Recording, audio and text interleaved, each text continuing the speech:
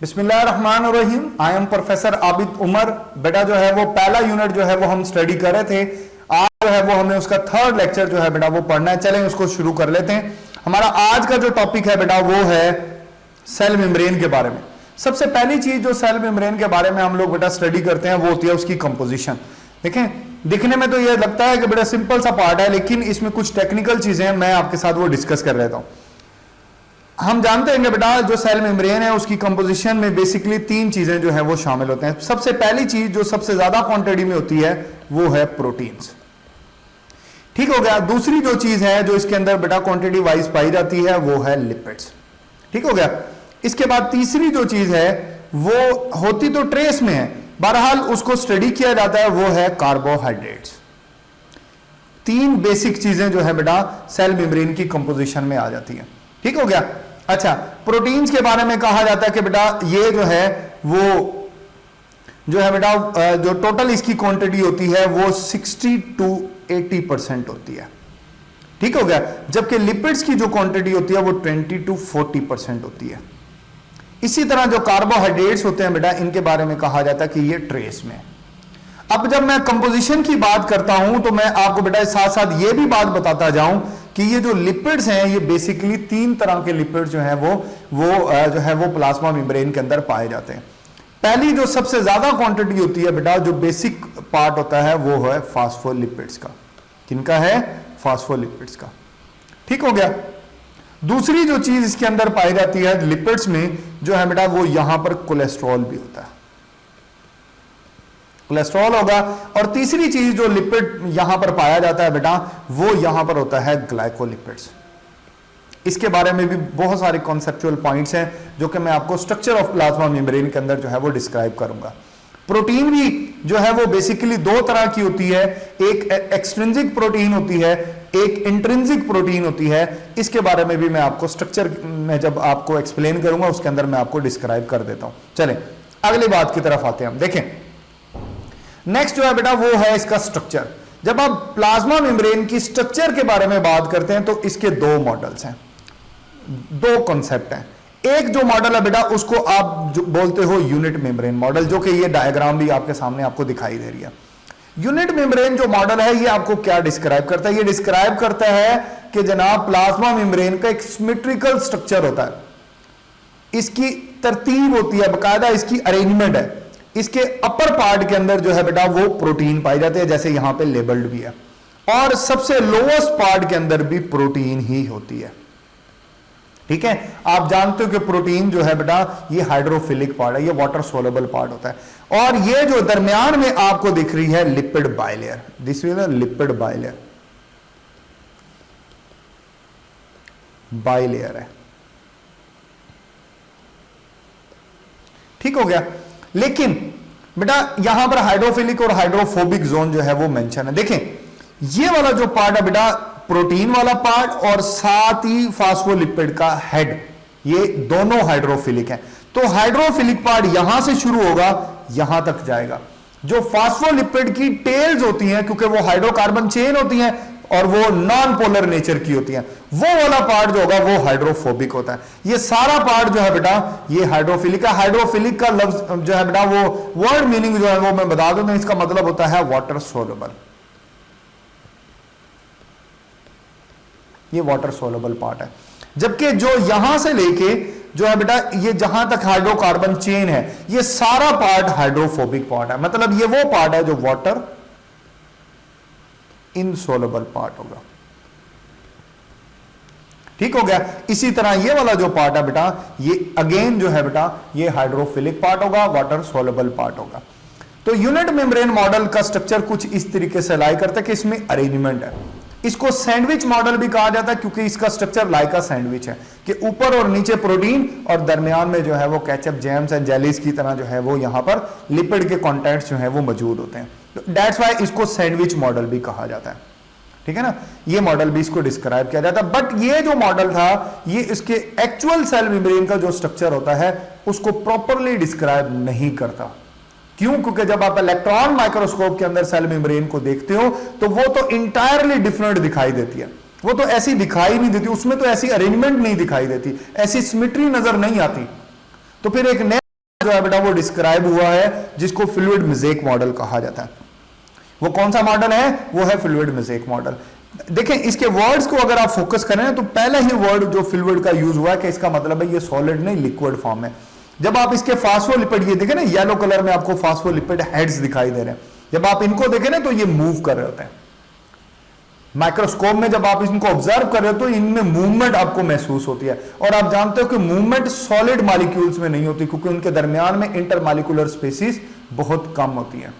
Liquid के अंदर क्योंकि इंटरमॉलिक्यूलर स्पेसिस होती हैं तो वही चीज जो है वो प्रॉपरली मूव कर सकती है। ये बात शायद आपने केमिस्ट्री में भी पढ़ी होगी।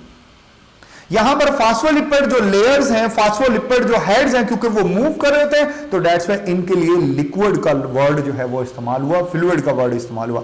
फिर यहां पे एक वर्ड यूज हुआ है मोज़ेक का। इसका मतलब होता है इररेगुलर, कि जिसकी कोई तरतीब ना हो। ये बेसिकली वर्ड इस्तेमाल किया गया है प्रोटीन्स के लिए, कि जैसे फ्लूइड मोज़ेक मॉडल में कहा अपर और लोअर लेयर में प्रोटीन है और कहीं प्रोटीन नहीं है, ये बात उसी के बिल्कुल उसके ऑपोजिटली डिस्क्राइब की गई है कि ऐसा नहीं है।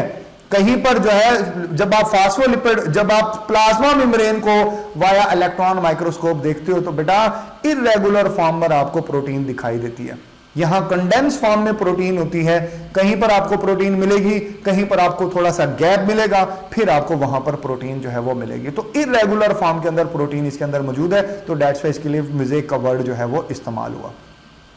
ये मॉडल ज्यादा एक्सेप्टेबल है। ये कैसे पाया जाता है, पहले हम इसकी एनाटॉमी भी डिस्कस करेंगे, फिर इसकी फिजियोलॉजी भी डिस्कस करेंगे। चलें इसकी डिस्कशन स्टार्ट कर लेते हैं।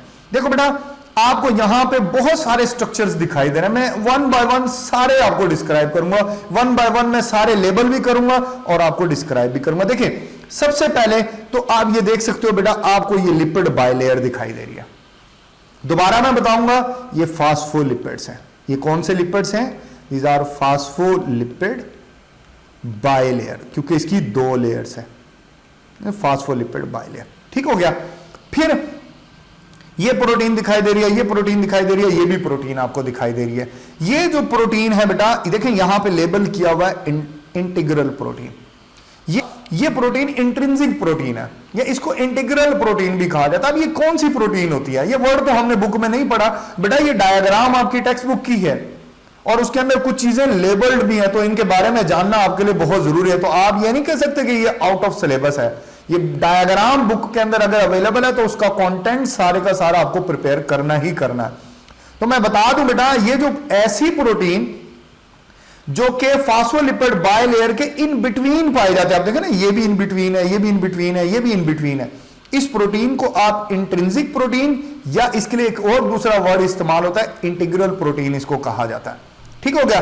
अच्छा, जबकि कुछ प्रोटीन ऐसी होती हैं जो फास्फोलिपिड के हेड के साथ अटैच होती हैं, बाहर होती हैं। जैसे कि देखें, ये प्रोटीन है, ये प्रोटीन है, ये प्रोटीन आपको दिखाई दे रही है, जबकि ये वाली जो प्रोटीन है, यहां पर आप देखो बेटा, यहां पर लेबल भी किया हुआ कि जनाब इसको पेरिफेरल प्रोटीन कहा जाता है। इसके लिए एक वर्ड और इस्तेमाल होता है, ये एक्सट्रिंसिक प्रोटीन भी कहलाती है। ये कौन सी प्रोटीन कहलाएगी? Extrinsic protein. तो बेटे हमें पता चला कि प्रोटीन दो तरह की होती है। एक प्रोटीन होती है उसको इंट्रिंसिक प्रोटीन कहा जाता है, एक प्रोटीन होती है उसको एक्सट्रिंसिक प्रोटीन कहा जाता है। चले मैं इसको जरा दोबारा से आपको बताता हूं, क्योंकि मुझे लगता है कि ये आपके लिए कॉन्सेप्ट नया है। प्रोटीन्स, जैसे मैंने लिपिड्स के बारे में बताया था, इसके बारे में भी मैं आपको बता देता हूं। प्रोटीन, जैसे मैंने अभी बताया कि एक होती है एक्सट्रिंसिक प्रोटीन,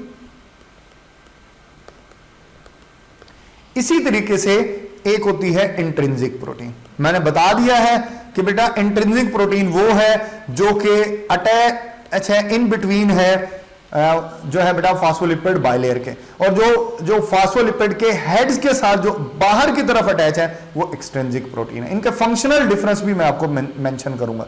अब जो है बेटा ये जो इंट्रिंसिक प्रोटीन है ना, इसको आप यूं कह सकते हो कि इसमें ज्यादातर जो प्रोटीन होती है वो कैरियर प्रोटीन होती है।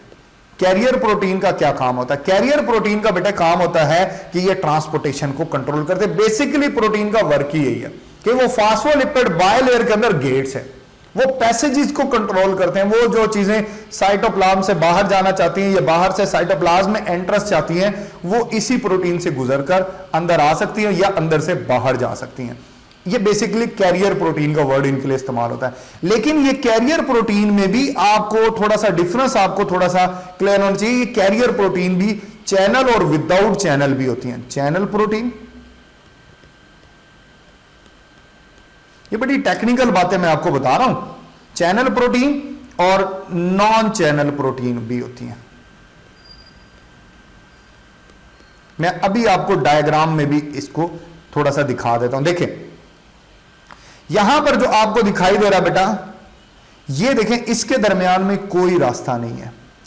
ये जो पाथवे है, ये पाथवे जो आपको दिखाई दे रहा है, ये चैनल कहलाता है। इसलिए इसके साथ आप देखो लेबल क्यों हुआ है, चैनल प्रोटीन, जबकि इसमें कोई चैनल नहीं है, कोई पाथवे नहीं है। तो ये जो कंडेंस फॉर्म के अंदर ये प्रोटीन है, ये एक सिंपल कैरियर प्रोटीन है, ये चैनल कैरियर प्रोटीन है, ठीक है ना। ये नॉन चैनल कैरियर प्रोटीन है। मेरा ख्याल है बात आपको समझ आ गई। ये जो चैनल प्रोटीन है ना बेटा, ये स्पेशली आयंस के लिए बनी होती है कि आयंस को अगर गुजरना है तो वो इस चैनल प्रोटीन से गुजरेंगे, कैरियर प्रोटीन से वो नहीं गुजर सकते। तो ये आयंस के लिए स्पेशलाइज होती है channel protein. It is also a carrier protein. ठीक हो गया, मेरा ख्याल है मेरी बात आपको समझ आ गई होगी। चलें उसके बाद मैं आगे प्रोसीड करता हूं। देखें मैं बात अब थोड़ी सी एक्सट्रिंसिक प्रोटीन के बारे में भी बात कर लेते हैं। बेटा ये जो एक्सट्रिंसिक प्रोटीन होती है, ये जो है ये ग्लाइकोप्रोटीन की फॉर्म में होती है, मोस्टली ग्लाइकोप्रोटीन की फॉर्म में, ठीक है ना। और ये सेल के बाहर पाई जाती है। अब पूछने वाला पूछेगा कि सर इसका भी तो कोई ना कोई फंक्शन होगा, ये भी तो सेल में कोई ना कोई काम करती होगी। तो बेटा मैं बता देता हूं ये क्या काम करती है। इसका फंक्शन बताने के लिए ना मैं एक वर्ड आपको बताता हूं। एक वर्ड यूज होता है ग्लाइकोकैलेक्स। ग्लाइकोकैलेक्स यूज होता है। ग्लाइकोकैलेक्स असल में मजमूई तौर पर ग्लाइकोलिपिड्स, जो लिपिड की थर्ड टाइप आपने पढ़ी थी ना, ग्लाइकोलिपिड्स और ग्लाइकोप्रोटीन, दोनों के लिए इस्तेमाल होता है। ठीक हो ना, ग्लाइकोलिपिड्स और ग्लाइकोप्रोटीन, ये दोनों के लिए जो मजमूई तौर पर ग्लाइकोकैलेक्स का वर्ड इस्तेमाल होता है। ठीक है ना, मैं आपको दिखा भी देता हूं। देखें ये जो है बेटा डायग्राम में आप देख सकते हैं, देखें बेटा ये मौजूद है, ये देखें ये ग्लाइकोप्रोटीन है और ये ग्लाइकोलिपिड्स है। ठीक है ना, ये मजमूई तौर पर ग्लाइकोकैलेक्स कहलाते हैं। ठीक हो गया। ये ग्लाइकोकैलेक्स क्या करते हैं, क्या इनका फंक्शन होता है बेटा, मैं इनका फंक्शन भी आपके साथ डिस्कस कर लेता हूं, क्योंकि जब आपको इनकी वर्किंग का पता लगेगा तो ये पॉइंट आपको बहुत अच्छे से मेमोराइज हो जाएगा। देखो बेटा ग्लाइकोकैलेक्स बेसिकली सेल मेम्ब्रेन के अंदर जो है बेटा, वो इनके 3 फंक्शंस होते हैं। मैं वन बाय वन सारे के सारे आपको जो है बेटा वो मेंशन कर देता हूं। देखिए सबसे पहला, ये सेल टू सेल कम्युनिकेशन करते हैं। एक सेल को दूसरे सेल के साथ अगर कोई कम्युनिकेशन, कोई इंफॉर्मेशन शेयर करनी है तो वो इनका इस्तेमाल करता है। ठीक है। नंबर 2, जो इसका सबसे इंपॉर्टेंट जो है बेटा इसका फंक्शन होता है वो है सेल आइडेंटिफिकेशन। क्या चीज करते हैं ये, सेल आइडेंटिफिकेशन करते हैं। ये क्या करेंगे, सेल आइडेंटिफिकेशन। इनको सेल आइडेंटिफिकेशन की वजह से सेल मार्कर्स भी कहा जाता है। क्या कहा जाता है, सेल मार्कर। मतलब इनकी वजह से देखो हमारे जो इम्यून सेल होते हैं, हमारे जो वाइट ब्लड सेल्स होते हैं, वो सेल्फ और नॉन सेल्फ जो सेल्स होते हैं उनमें जो आइडेंटिफिकेशन करते हैं वो इसी की बिहाफ के ऊपर करते हैं। इन्हीं को देखकर वो फैसला करते हैं कि आया ये सेल हमारी बॉडी का अपना सेल है या ये कोई फॉरेन सेल है। ठीक है ना। इसकी मिसाल अक्सर मैं देता हूं बेटा, जैसे आप कहीं से मूव करें, आप जो है वो स्ट्रीट में मूव करें और जो है रास्ते में कोई घर आता है, उसके घर के बाहर जो है वो एक प्लेट लगी होती है जिसके ऊपर लिखा होता है राणा साहब। मतलब यहां पर कोई राणा साहब जो है वो रहते हैं, राणा रियाज रहता है, राणा मुख्तियार रहता है कोई। तो आप उस तख्ती को देख के, उस प्लेट को देख के जो है आपको पता लगता है कि ये फलां पर्सन का घर है। ठीक है ना। इसी तरह किसी भी सेल के बारे में आपको पता तब ये चलता है जब आप उसके ग्लाइकोकैलेक्स को देखते हैं। ग्लाइकोकैलेक्स को देखकर उस सेल की आइडेंटिफिकेशन होती है। ठीक है ना। तो उसकी बिहाफ के ऊपर तो मेरा ख्याल है आपको ये पॉइंट आप बहुत अच्छे से समझ आ गया होगा। चलें तीसरी बात कर लेते हैं। तीसरी जो बड़ा इंपॉर्टेंट इसका फंक्शन है वो क्या होता है, वो इसका फंक्शन होता है कि ये सेल टू सेल अटैचमेंट में भी हेल्प करता है। सेल टू सेल अटैचमेंट होती है, इसकी वजह से अटैचमेंट होती है सेल टू सेल। ठीक हो गया बेटा। अब ये बात भी आपको समझ आ गई। ठीक हो गया। अब जो है बेटा बात आ जाती है लिपिड्स की, तो लिपिड्स के बारे में भी कोई बात नहीं, मैं आपको समझा देता हूं कि जनाब लिपिड क्या करते हैं। लिपिड के बारे में भी हम देख लेते हैं। लिपिड में जो ग्लाइकोलिपिड्स का फंक्शन था वो तो आ गया इसमें, ठीक हो गया। जो फास्फोलिपिड जो है वो बेसिक स्ट्रक्चर होता है, उसका मेन बैरियर है, मेन जो है बेटा वो जो है वो वहां पर मेन स्ट्रक्चर है, बेसिक स्ट्रक्चर है, क्योंकि वो स्टार्ट टू एंड पाया जाता है। रह जाता है इसके अंदर कोलेस्ट्रॉल, कि जनाब ये क्या करता है। देखो बेटा, ये जो कोलेस्ट्रॉल है ना, ये एक स्टेबल स्ट्रक्चर होता है, ये बड़ा स्टेबल होता है, इसकी स्टेबिलिटी ज्यादा होती है। कि जब अभी मैंने बात कही कि हमारी जो प्लाज्मा मेम्ब्रेन होती है according to the fluid model, ये लिक्विड इन नेचर होती है। तो जब कोई टेम्परेचर वेरिएशन आएगी, टेम्परेचर में कोई वेरिएशन आएगी, टेम्परेचर बढ़ेगा तो इसकी फ्लूइडिटी डिस्टर्ब हो जाती है, ये मोर फ्लूइड हो जाएगा।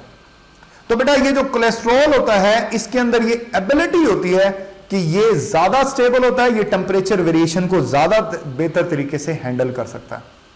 तो ये क्या करता है, ये ओवरऑल पूरी की पूरी प्लाज्मा मेम्ब्रेन को स्टेबिलिटी प्रोवाइड करता है जब कोई टेम्परेचर वेरिएशन आएगी। तो इसके बारे में कहा जाता है कि ये सेल मेम्ब्रेन को स्टेबिलिटी देता है और उसकी फ्लूइडिटी जो होती है बेटा उसको ये मेंटेन करता है, ठीक है ना। मैं आपको स्ट्रक्चर में इसको दिखाता हूं, इसकी जो लोकेशन है, देखे ना, ये लोकेशन वाइज अगर आप इसको देखें ना तो आप ये देख सकते हो बेटा कि ये जो है ये फास्फोलिपिड हेड के दोनों साइड के ऊपर ये अटैच है, ठीक है ना। यहां पर फास्फोलिपिड बाइलेयर में ये अटैच है, दोनों साइड के ऊपर ये हेड्स को पिकअप कर लेता है ताकि जब कोई टेम्परेचर वेरिएशन आएगी तो ये जो है बेटा ये उसको स्टेबल कर सकेगा। प्रोकैरियोट में ये एब्सेंट होता है, यही वजह है कि प्रोकैरियोटिक जो सेल मेम्ब्रेन होती है वो लेस स्टेबल होती है। थोड़ी सी टेम्परेचर वेरिएशन करो तो बैक्टीरिया का सेल डेड हो जाता है, जबकि एनिमल सेल का सेल इतनी आसानी से डेड नहीं होता। क्यों नहीं होता? क्योंकि वहां पर ये कोलेस्ट्रॉल मौजूद है जो कि उसको स्टेबिलिटी प्रोवाइड करता है। यहां फ्लूइड मोज़ेक मॉडल को लेके बेटा मैंने हर एक बात जो है वो आपको एक्सप्लेन कर दिया। चलें अब हम इसके मजीद आगे इसकी जो है वो डिस्कशन आगे करते हैं। देखो बेटा नेक्स्ट जो है वो है परमेबिलिटी। सबसे पहले तो इसका मतलब क्या होता है, what is mean by permeability. देखो बेटा the ability to pass through the cell membrane that will call the permeability. अब इसमें ना तीन चीजें इस्तेमाल होती हैं। देखो बेटा एक होती है इम्परमिएबल, एक होती है सिलेक्टिव परमिएबल, एक होती है ऑल परमिएबल। इसका क्या मतलब होता है ये मैं आपको समझा देता हूं। देखें देखो बेटा इसको समझने के लिए ना मैं एक छोटी सी डायग्राम बनाता हूं और आपको जो है वो ये बात समझा देता हूं। फर्ज करें जस्ट फॉर एग्जांपल ये जो एक लेयर एक जो लाइन मैंने ड्रॉ की ये प्लाज्मा मेम्ब्रेन है, जस्ट फॉर एग्जांपल ये सेल मेम्ब्रेन है, ठीक है ना, और ये एक मॉलिक्यूल है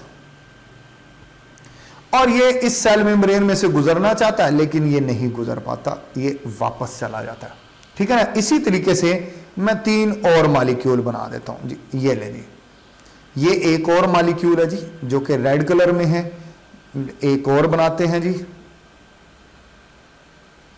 ये ग्रीन कलर में है, ठीक हो गया। इसी तरह जनाब एक और बना लेते हैं जी, ये जो है कौन से कलर में बनाए, चले जी येलो कलर में जी, ये आ गया जी येलो कलर। ये तीन तरह के मॉलिक्यूल्स हैं।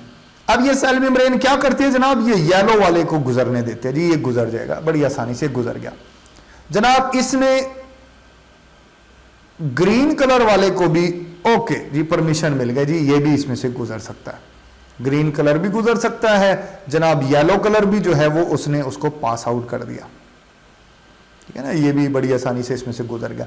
लेकिन ये जो रेड कलर है ना ये खतरे की निशानी है, इसको नहीं दे रहा जी ये परमिशन, ये इसमें से नहीं गुजर पाया, ये वापस आ गया।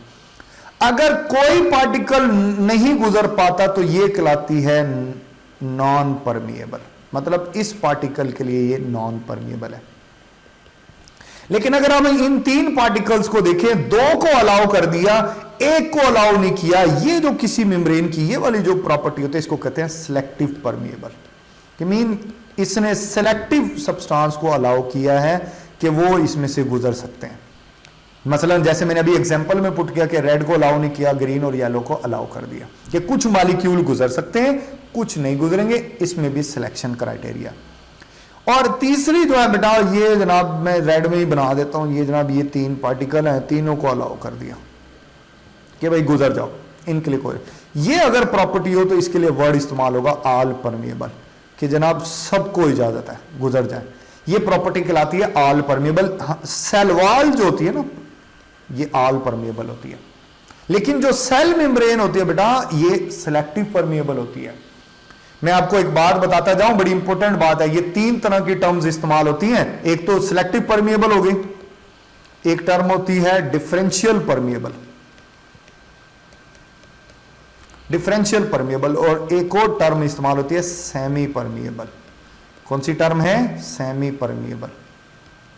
ठीक हो गया। डिफरेंशियल परमेबल और सिलेक्टिव परमेबल एक ही माना है, दो तरह के वर्ड्स हैं। सेमी परमेबल का मतलब होता है कि allow some molecules and not allow to other molecule, कि कुछ को इजाजत मिल जाएगी, कुछ को इजाजत नहीं मिलेगी। ये भी सेमी परमेबल टर्म में आते हैं। तो ये तीनों तरह की टर्म एक ही तरह की फिनोमेना के लिए जो है बेटा वो इस्तेमाल होती है। आपको इन तीनों टर्म्स का मीनिंग क्लियर होना चाहिए। चले, मेरा ख्याल है कि अब आपको ये बात समझ आ गई होगी। आगे चलते हैं। नेक्स्ट देखो बेटा, यहां पे इस स्लाइड के अंदर एक्सप्लेन हुआ कि जनाब कौन से पार्टिकल्स गुजर सकते हैं, कौन से नहीं गुजर सकते। देखो बेटा, आप जानते हो कि फास्फोलिपिड बायलेयर की प्लाज्मा मेम्ब्रेन बनी होते हैं, तो जो भी चीज नेचर में लिपिड नेचर की होगी वो तो आसानी से गुजर जाएगी, और जो लिपिड नेचर की नहीं होगी उसको गुजरने में मुश्किलात होंगी।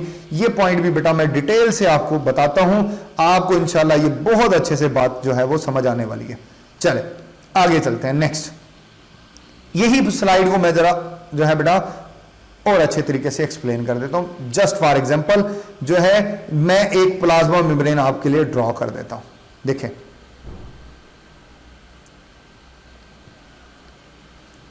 पैसेज आपको समझ आ जाएगा। जस्ट फॉर एग्जांपल जनाब ये एक प्लाज्मा मेम्ब्रेन है, ठीक हो गया। और जनाब यहां पे मैंने एक प्रोटीन भी बना दी। मैंने कहा कि चैनल प्रोटीन कुछ इस तरीके से होती है, उसमें रास्ता होता है। अब आप देख सकते हो ये एक चैनल प्रोटीन है, ठीक हो गया। और अगेन जनाब फास्फोलिपिड बायलेयर, ठीक हो गया। फिर जनाब एक कैरियर प्रोटीन यहां पर आ जाती है, ये आ गई जी कैरियर प्रोटीन, ठीक हो गया। चल मैं जी कैरियर प्रोटीन को एक सा ही बना देता हूं। ये जनाब कैरियर प्रोटीन है, जस्ट फॉर एग्जांपल ये जी कैरियर प्रोटीन है, ठीक हो गया।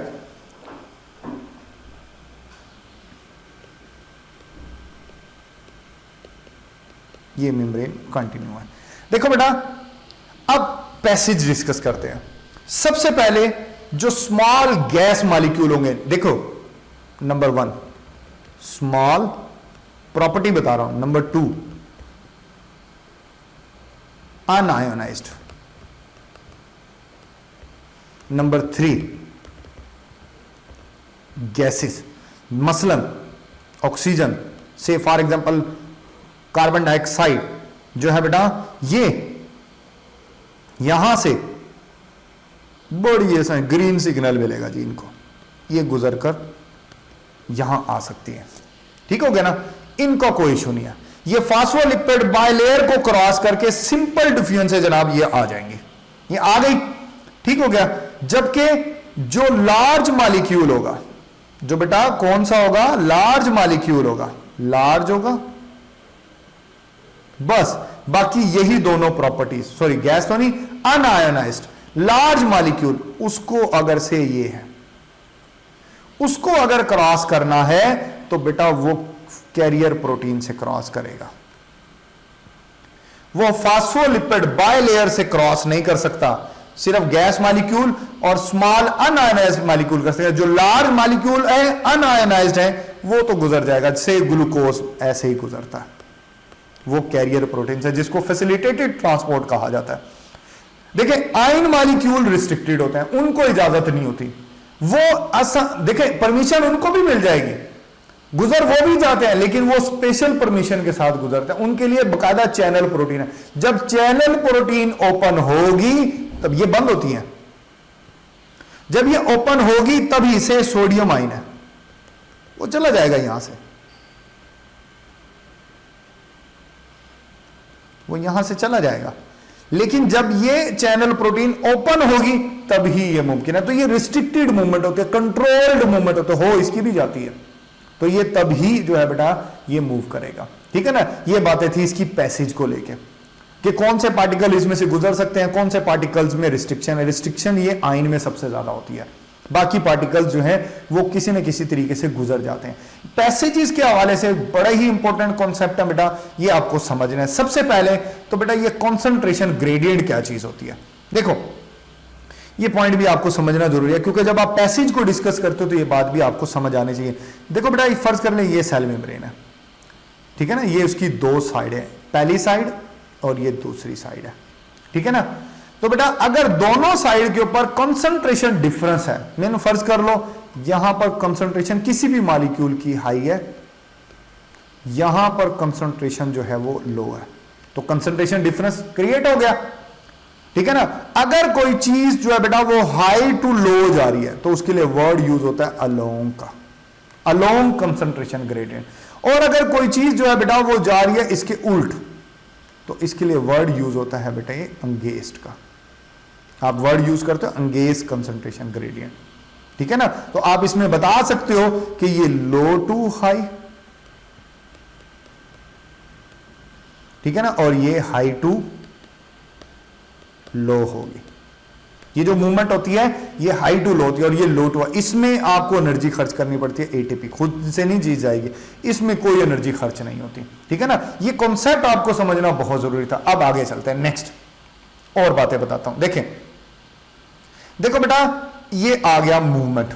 मूवमेंट में जो है बेटा देखें बेसिकली जो मूवमेंट होती है वो दो तरह की मूवमेंट होती है।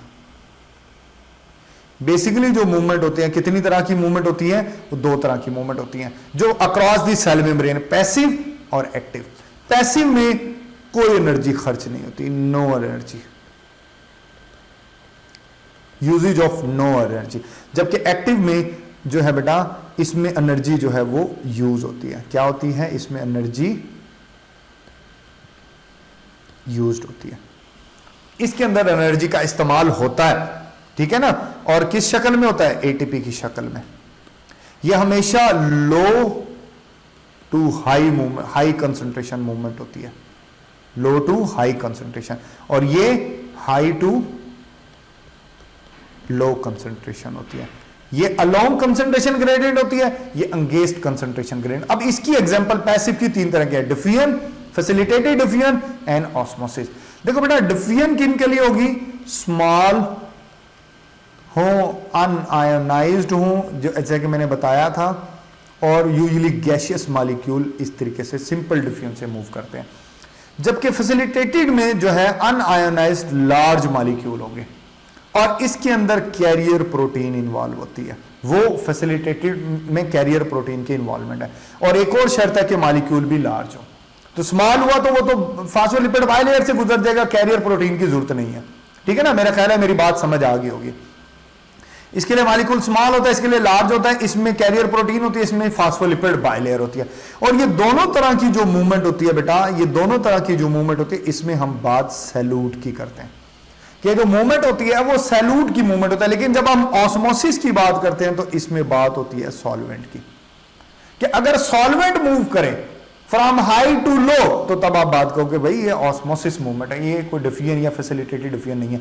ये तीनों तरह की मूवमेंट जो है इसमें कोई एनर्जी खर्च नहीं होती, हमेशा हाई टू लो की तरफ होती है, ठीक है ना। मेरी बातें समझ में। और सॉल्वेंट में मोस्टली जो है बेटा ये वाटर होता है, ठीक हो गया। अब बात कर लेते हैं जनाब एक्टिव ट्रांसपोर्ट की। इसमें एनर्जी खर्च होती है, मैंने बताया कि इसमें एनर्जी जो है वो in the form of ATP जो है वो बेटा वो एक्सपेंड होगी, और ये movement from low to high concentration होती है, ठीक हो गया, ये मूवमेंट होती है। फिर इसी तरह हम बात कर लेते हैं साइटोसिस की। देखो बेटा ये साइटोसिस है क्या, मैं बता देता हूं। देखें साइटोसिस क्या होती है, इस बात को आपको थोड़ा सा समझना पड़ेगा। देखो बेटा फर्ज कर लें, फर्स्ट जस्ट फॉर एग्जांपल आपको साइटोसिस के बारे में सही माना में आइडिया हो जाएगा। ये मूवमेंट होती है, ऐसी मूवमेंट जो मेम्ब्रेन इन्वेजिनेशन से। फर्ज कर लें ये एक फूड पार्टिकल है, ठीक हो गया, इसको ना सेल के अंदर जाना है, से ये सेल है, इसको सेल के अंदर जाना है, तो ये बेटा मेम्ब्रेन ऐसे इन्वेजिनेट करती है, ठीक है ना, मेम्ब्रेन ऐसे इन्वेजिनेट करेगी, मेम्ब्रेन ऐसे इन्वेजिनेट करेगी और ये पार्टिकल जो है बेटा वो यहां पर आ जाएगा। ठीक हो गया।